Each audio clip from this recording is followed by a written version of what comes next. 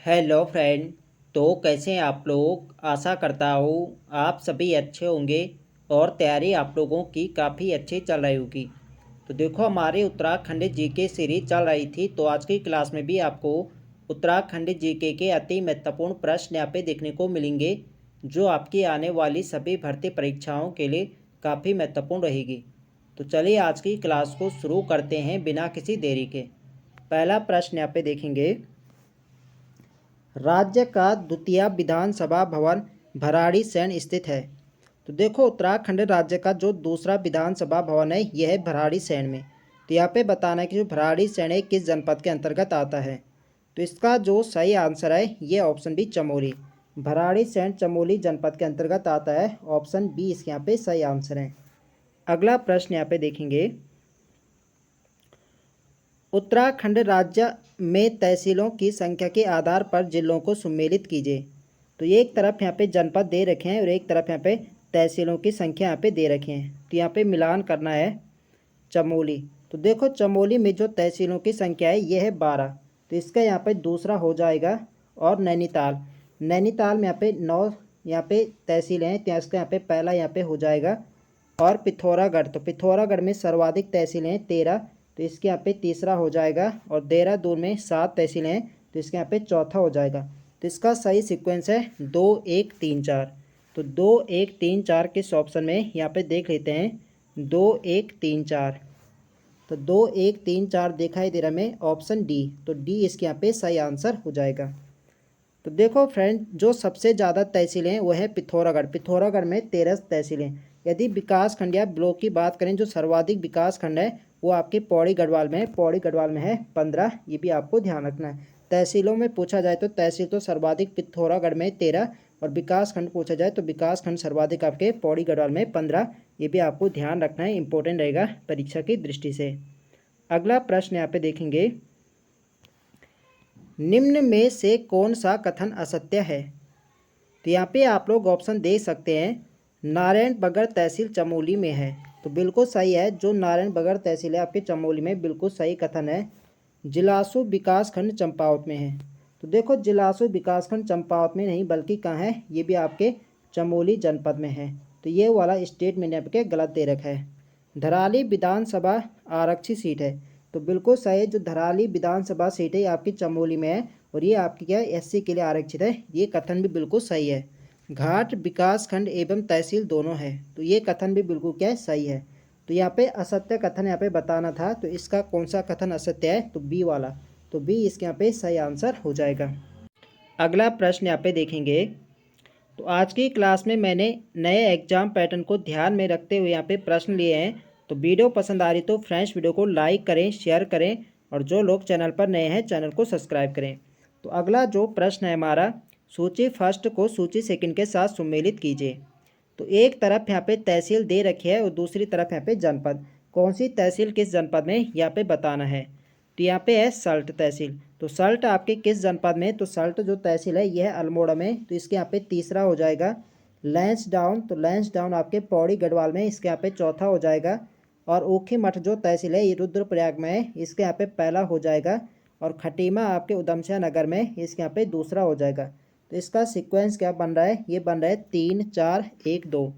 तो 3 4 1 2 किस ऑप्शन में है, 3 4 1 2, यह है आपके ऑप्शन ए में। तो ऑप्शन ए इसके यहाँ पे सही आंसर हो जाएगा। अगला प्रश्न यहाँ पे देखेंगे,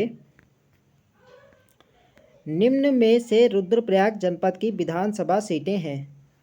तो रुद्रप्रयाग में विधानसभा की जो सीटें हैं ये 2 सीटें हैं। यहाँ पे एक रुद्रप्रयाग है, एक है केदारनाथ। तो इसका सही आंसर जाएगा सी के साथ, ये अभी दोनों। तो देखो उत्तराखंड में 3 जनपद है, रुद्रप्रयाग, बागेश्वर और चंपावत। यहाँ पे 2 2 विधानसभा सीटें हैं, ये आपको ध्यान रखना है। अगला प्रश्न यहाँ पे देखेंगे, उत्तराखंड के निम्नलिखित जिलों के गठन वर्ष को सम्मिलित कीजिए। तो यहाँ पे एक तरफ जनपद दे रखे हैं और एक तरफ उनका है गठन वर्ष। किस जनपद का गठन कब हुआ था यहाँ पे बताना है। तो हरिद्वार जनपद, हरिद्वार जनपद का गठन कब हुआ था, ये हुआ था 28 दिसंबर 1988 को। तो इसके यहाँ पे तीसरा यहाँ पे हो जाएगा उधमसिंह नगर। तो उधमसिंह नगर का जो गठन हुआ था ये हुआ था 30 सितंबर 1995। इसके यहाँ पे पहला यहाँ पे हो जाएगा चंपावत। चंपावत का जो गठन हुआ था ये हुआ था 15 सितंबर 1997। तो इसके यहाँ पे दूसरा यहाँ पे हो जाएगा।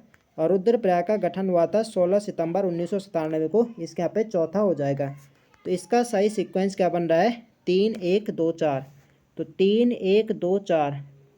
तो 3 1 2 4 किस ऑप्शन में है? यह ऑप्शन सी में। 3 1 2 4 है सी में, तो सी यहाँ पे सही आंसर हो जाएगा। अगला प्रश्न यहाँ पे देखेंगे, चमोली जनपद की विधानसभा सीटों में से आरक्षित विधानसभा सीट कौन सी है? तो चमोली में 3 यहाँ पे विधानसभा सीटें हैं, जिनमें से जो आपकी थराली वाली जो आपकी विधानसभा सीट है थराली वाली, ये एससी के लिए आरक्षित है, ये आपको ध्यान रखना है। तो इसका सही आंसर जाएगा ऑप्शन ए, ये इसके यहाँ पे सही आंसर है। तो आपको ध्यान रखना है जो चमोली की थराली वाली सीट है ये एससी के लिए आरक्षित है, ये आपको ध्यान रखना है। अगला प्रश्न यहाँ पे देखेंगे, सूची फर्स्ट को सूची सेकंड के साथ सम्मिलित कीजिए। तो एक तरफ यहाँ पे जनपद है, एक तरफ है स्थान। तो कौन सा स्थान किस जनपद में यहाँ पे बताना है? हरिद्वार।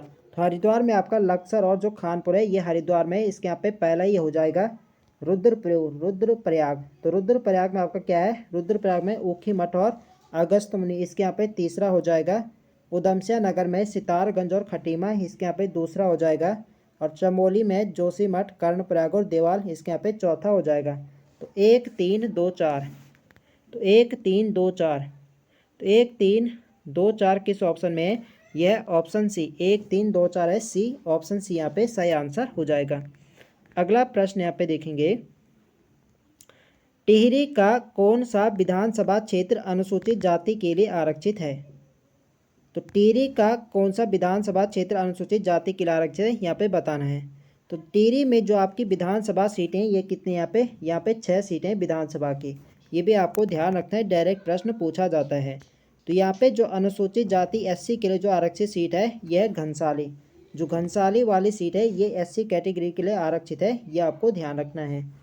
अगला प्रश्न यहाँ पे देखेंगे, 5वीं विधानसभा के संदर्भ में निम्न कथनों पर विचार कीजिए।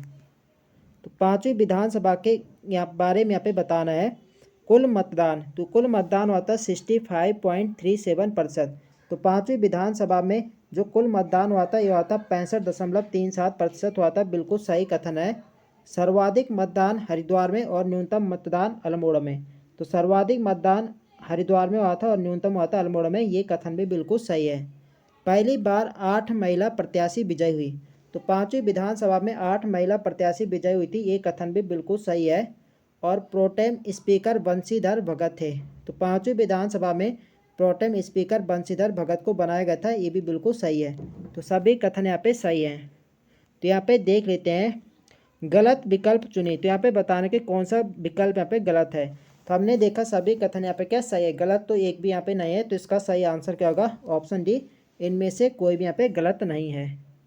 अगला प्रश्न यहाँ पे देखेंगे, देखो फ्रेंड्स वीडियो पसंद आ रही तो फ्रेंड्स वीडियो को लाइक करें, शेयर करें, और जो लोग चैनल पर नए हैं चैनल को सब्सक्राइब करें। अगला प्रश्न है हमारा, उत्तराखंड राज्य के राज्यपालों की नियुक्ति का सही क्रम चुनिए। तो यहाँ पे उत्तराखंड राज्यपालों के यहाँ पे क्रम यहाँ पे बताना है। तो यहाँ पे आप लोग ऑप्शन देख सकते हैं। देखो इनमें से जो पहले यहाँ पे बनते हैं ये बनते बनवारी लाल जोशी। देखो पहले जो राज्यपाल थे सर्वप्रथम वो कौन बनते हैं? सुरजीत सिंह बरनार। उनके बाद है BL जोशी यानी बनवारी लाल जोशी। उसके बाद बनते हैं डॉक्टर अजीज कुरैशी। उसके बाद डॉक्टर कृष्णकांत पॉल। उसके बाद है बेबी रानी मौर्य। जो बेबी रानी मौर्य थे ये उत्तराखंड राज्य की दूसरी महिला राज्यपाल बनने वाली है, ये भी आपको ध्यान रखना है। पहली कौन थी? तो पहली थी मार्गरेट अल्वा और दूसरी महिला बनी थी बेबी रानी मौर्य। तो इसका सही क्रम क्या बन रहा है? पहले आपके बनवारी लाल जोशी होगा चौथा, उसके बाद डॉक्टर अजीज कुरैशी दूसरा, उसके बाद डॉक्टर कृष्णकांत पॉल पहला, और उसके बाद है बेबी रानी मौर्य तीसरा। तो 4 2 1 3।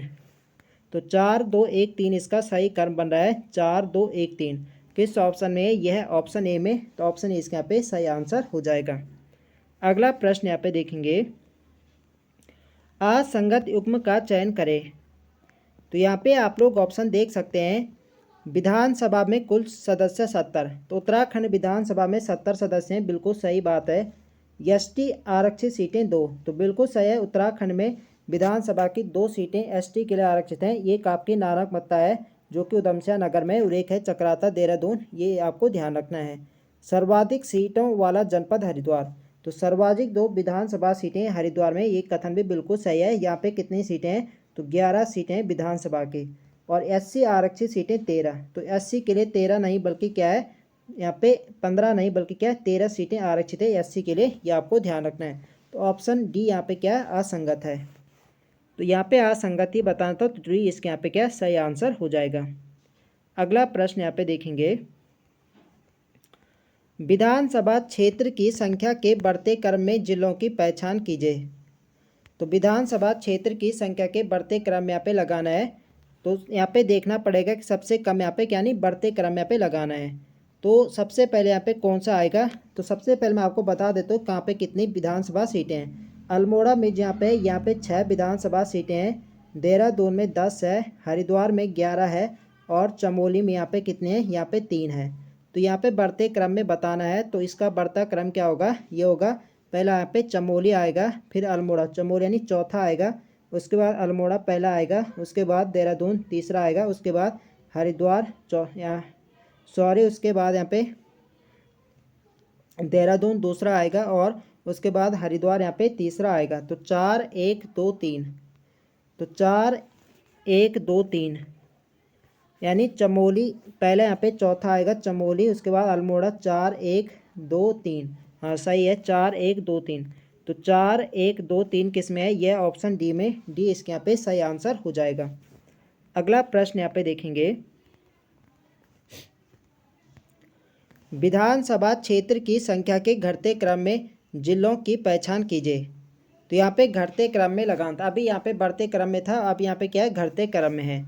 तो यहाँ पे एक बार मैं आपको फिर से यहाँ पे बता देता हूँ किस जनपद में कितनी विधानसभा सीटें हैं। नैनीताल में यहाँ पे विधानसभा की 8 सीटें हैं, उधमसिंह नगर में यहाँ पे 9 सीटें हैं, उत्तरकाशी में 3 है, और पिथौरागढ़ में 4 विधानसभा सीटें हैं। तो यहाँ पे घटते क्रम में यहाँ पे लगाना है। तो यहाँ पे घटते क्रम में क्या लगाना, तो सबसे पहले कौन सा आएगा, सबसे ज़्यादा वाला, पहले यहाँ पे दूसरा आएगा उधमसिंह नगर, उसके बाद नैनीताल आएगा पहला, उसके बाद पिथौरागढ़ चौथा आएगा, उसके बाद उत्तरकाशी तीसरा। तो इसका सीक्वेंस क्या बन रहा, 2 1 4 3। तो 2 1 4 3 किस ऑप्शन में, 2 1 4 3 ये है ऑप्शन बी में, तो बी इसके यहाँ पे सही आंसर हो जाएगा। अगला प्रश्न यहाँ पे देखेंगे, निम्न कथनों पर विचार कीजिए। तो यहाँ पे आप लोग ऑप्शन देख सकते हैं, प्रथम राज्यपाल सुरजीत सिंह बरनाला पंजाब के मुख्यमंत्री रह चुके हैं। तो उत्तराखंड के जो प्रथम राज्यपाल थे ये थे सुरजीत सिंह बरनाला, और ये क्या है पंजाब के मुख्यमंत्री भी रह चुके हैं, बिल्कुल सही कथन है। प्रथम निर्वाचित मुख्यमंत्री नित्यानंद स्वामी थे, तो ये वाले यहाँ पे गलत हो जाएगा। देखो जो नित्यानंद स्वामी थे उत्तराखंड के प्रथम मुख्यमंत्री थे, लेकिन क्या थे अंतरिम सरकार में थे। निर्वाचित कौन थे, तो निर्वाचित थे नारायण दत्त तिवारी। प्रथम महिला राज्यपाल मार्गरेट अलवा थी, एक बिल्कुल यहाँ पे सही कथन है।